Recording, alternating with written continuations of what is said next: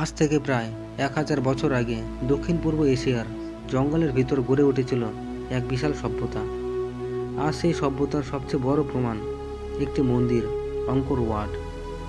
এই ভিডিওতে আমরা জানব এই মন্দিরের ইতিহাস, এর রহস্য এবং কেন একে বলা হয় পৃথিবীর সবচেয়ে বড় ধর্মীয় স্থাপনা। 1200 দশকে কম্বোডিয়া ছিল শক্তিশালী খেমার সাম্রাজ্যের কেন্দ্র। রাজা সূর্যবর্মন দ্বিতীয় নিজের ক্ষমতা ও ভক্তির প্রতীক হিসেবে একটি অতুলনীয় মন্দির নির্মাণের নির্দেশ দেন। এই মন্দির উৎসর্গ করা হয় ভগবান বিষ্ণুর উদ্দেশ্যে। লক্ষ লক্ষ পাথর, হাজার হাজার শ্রমিক এবং বছরের পর বছর পরিশ্রম, এভাবেই জন্ম নেয় অঙ্কর ওয়াট। অঙ্কর ওয়াট শুধু মন্দির নয়, এটা একটি জ্যামিতিক মাস্টারপিস। চারদিকে গভীর পরিখা, মাঝখানে 5টি সুউচ্চ টাওয়ার, যা হিন্দু বিশ্বাসে মেরু পর্বতের প্রতীক। সবচেয়ে আশ্চর্যের বিষয়, এই বিশাল কাঠামো আজও প্রায় অক্ষত।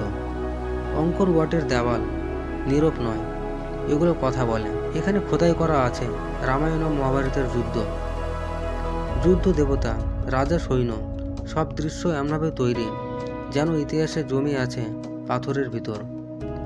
এটাই অঙ্কর ওয়াটকে আলাদা করে তোলে পৃথিবীর সব অন্য মন্দির থেকে। সময়ের সাথে সাথে খেমার সাম্রাজ্যের পতন ঘটে, রাজধানী স্থানান্তরিত হয়, নগরী পরিত্যক্ত হয়, জঙ্গল ধীরে ধীরে মন্দিরকে গ্রাস করে নেয়। শত শত বছর অঙ্কর ওয়াট ছিল একটি হারিয়ে যাওয়া নাম।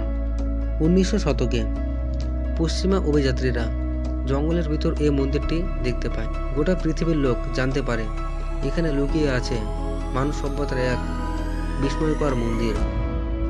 1992 সালে ইউনেস্কো অঙ্কর ওয়াটকে ওয়ার্ল্ড হেরিটেজ সাইট ঘোষণা করে। আজ অঙ্কর ওয়াট কম্বোডিয়ার জাতীয় পরিচয়। দেশের পতাকায় পর্যন্ত এই মন্দিরের ছবি রয়েছে।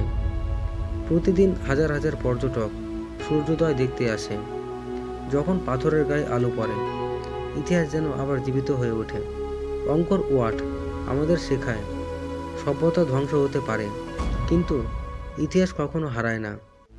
পাথরের গায়ে লেখা গল্প হাজার বছর পরেও মানুষকে ডাকতে পারে